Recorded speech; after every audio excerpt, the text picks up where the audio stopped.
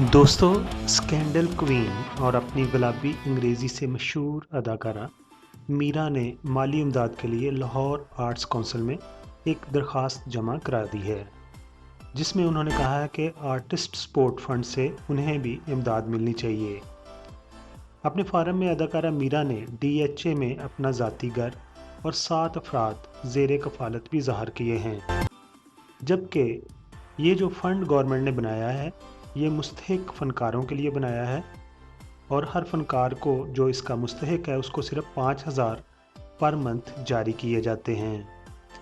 एक अदाकारा जो आप यानी कि डिफेंसिंग हाउस अथॉरिटी में रखती है और उसके अलावा उसके घर में 7 अफराद ज़ेर कफ़ालत भी हैं, वो 5,000 के लिए भी उम्मीदवार है।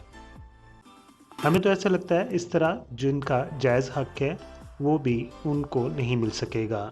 अंग्रेज़ी और सेक्स स्कैंडल और दूसरे बहुत सारे स्कैंडलों के बाद ये एक नई शोशा छोड़ दिया है और फार्म फिल कर दिए हैं। ताकि आप क्या कहते हैं इसके बारे में ज़रूर कमेंट्स बॉक्स में बताइएगा। मुअज़्ज़ज़ सब्सक्राइबर, हम आपके शुक्रगुज़ार हैं कि आप अपना वक़्त निकालते हैं और अपनी कीमती राय हमारी वीडियोस पर देते हैं।